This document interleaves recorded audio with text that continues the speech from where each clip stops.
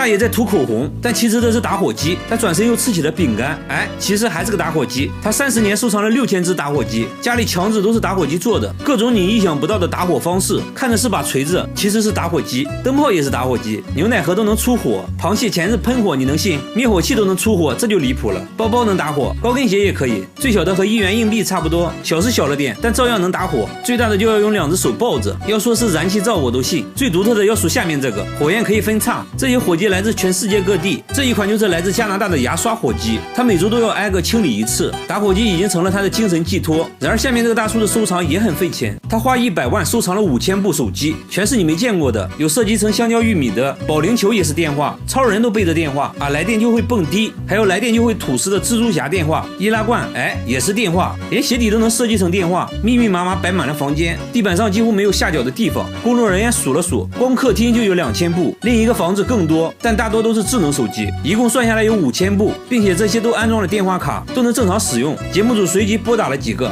果然就接通了。他说每月光套餐费就得5万块钱，为此连周末都要去兼职。妻子也觉得这就是一个沉重的负担，考虑再三，他决定做出改变，把手机都卖掉了，还给儿子买了一屋子玩具。他终于想明白，亲情才是最值得收藏的。和他一样，下面这个人也喜欢收藏，只不过他只收藏座机，整个仓库摆满了座机，一共有3000多部，100多年前的古董电话都有。神奇的是，电话竟然还能使用，不过要先摇动手柄发电才能打电话。大叔演示了一遍，插上了一个什么模块，然后真就拨通了工作人员的手机，通话音质非常好，就好像穿越了一样，很神奇。大叔还打算开一个手机博物馆，把这些不常见的电话展出，供大家欣赏。他50年收藏了4000多种可乐，现在拿在手上的是世界上第1款可乐，已经超过了100年，瓶盖都是用的木头塞子。很多人想喝的82年可乐，他这里多的是，什么造型的瓶子都有，全是脑洞大开的设计，从最胖的到最花里胡哨的都有，还有各种限量款的可乐，有的瓶子上都镶了钻石，还有奥运纪念可乐、美国队长可乐。他还收藏了很多可乐周边产品，就比如可乐主题的录音机，因为都是非常稀有的限量版，收集这些花掉了好几百万。节目组仔细数了数，足足有4000多种。大叔还说会一直收藏下去，要打破世界纪录。然而下面这个大爷的收藏更有价值，他5年收集了3000万个烟头，每天都要去街上捡烟头，一天就要捡1万多支，捡满1箱就要封存起来。5年内收集了300多箱。晚饭后他又去捡烟头了，还说现在捡的最多。来到饭店门口，果然发现了很多，不一会儿就全部捡干净了，即使垃圾桶里的烟头也不放过。有人说经常看到他整晚都在街上捡烟头，下雨天也不例外，只要大爷出现的地方就绝对不会允许有烟头。那为啥大爷会痴迷于捡烟头？大爷说这样做的目的就是警告那些随意丢烟头的人，还说这样能让自己锻炼身体，感到非常快乐。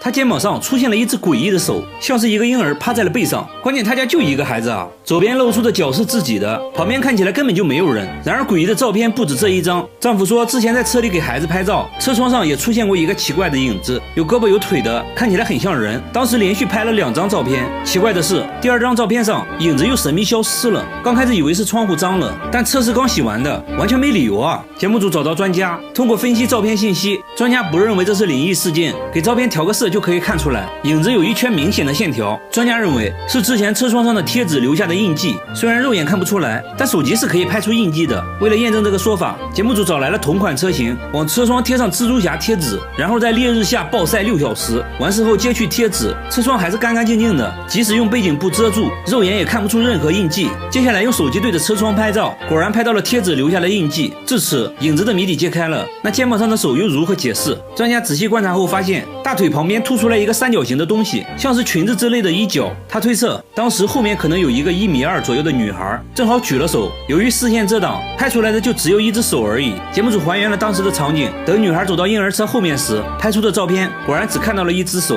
至此真相大白，一切都是虚惊一场。有相似经历的还有下面这家人，他家客厅窗户上出现了一张脸，看起来像是梳着双马尾的老太太，死死地盯着一家人。窗户对面就是墙，不可能是对面反射过来的，而且他家在3楼，一般的老太太是上不来的。当时只有丈夫一人在客厅整理玩具，完事后对着玩具拍照，第2天欣赏照片时就发现了这张脸，看着非常诡异。随后对着窗户又拍了很多照片，但是那张脸没再出现过。丈夫一口咬定那不是人啊，不是人，那是什么？화장실 아니면 안방에 있었던 것 같아요. 专家分析后确认了照片的真实性，考虑到房子的周围环境，专家认为是屋内某个东西反射在了窗户上。仔细观察后，在出现脸的位置找到了凳子的影子。妻子说，之前确实会把衣服挂在凳子上，专家表示应该是衣服的褶皱正好反射在了窗户上，才形成了脸的轮廓。接下来还原现场，把相机架在当时拍照的位置，在椅子上挂好衣服，弄出人脸的轮廓，然后拍出的照片中确实有类似脸的东西出现了。专家把衣服弄出更多褶皱，反复调整，终于5个小时后拍出了和之前一模一样的人脸，都是一种巧合而已。然而更诡异的还在下面，每到深夜，村里山坡上就会出现一张脸，脸部轮廓非常清晰，就这样一直盯着整个村子。村里老人说，山坡之前就是墓地，到现在还有好几座坟墓，已经不知道主人是谁了。村里另一位大妈也说，在她小时候，山坡上还发生过一起惨案，一家3口惨遭灭门。一时间，关于这张脸的说法越来越多，听起来也是越来越灵异。节目组架起了摄像机，全程记录，想要一探究竟。天渐渐黑了下来，那张脸也慢慢浮现了，看起来有鼻子有眼的，像是一个男人的脸。村民议论纷纷，有人说是来寻仇的，有人说是来索命的，反正大家都很恐惧。节目组的摄像师超勇的好不好？他决定在山坡上近距离观察，当他拨动一下树枝，这张怪脸的形状竟发生了改变。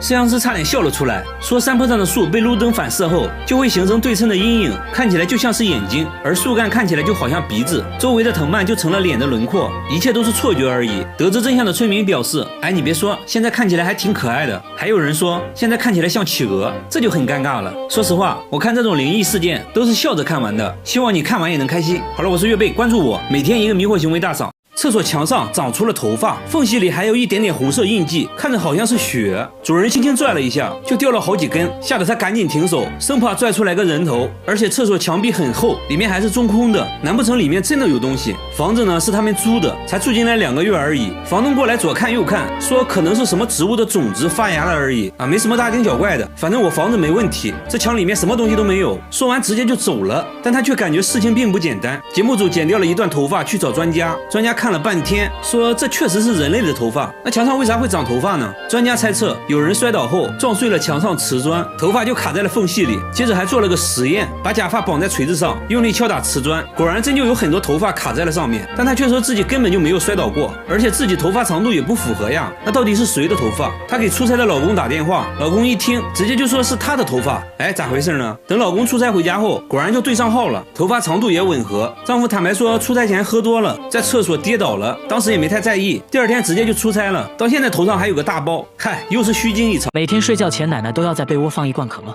而且必须是常温的，说这样做是为了保命。衣橱里也全是一罐罐可乐。奶奶说生病了可以不吃药，但不能不喝可乐，喝完精神抖擞，神清气爽。对她来说，可乐是万能的，随时随地都要喝。织毛衣的时候来一罐，唱歌累了来一罐，就这样每天10罐，喝了40年，足足喝掉了15万罐可乐。这可把老伴累到不行，每天回家都要带上2屉可乐。奶奶喝可乐有个特点，开盖后必须一口闷，然后满意的打个嗝，这就是她最享受的时刻，而且只喝常温的，说只有常温的喝完才会打嗝，因此可乐都会放在被子里保温。记者拿出一罐冰可乐给她，结果喝完奶奶连连摇头，还真就没打嗝。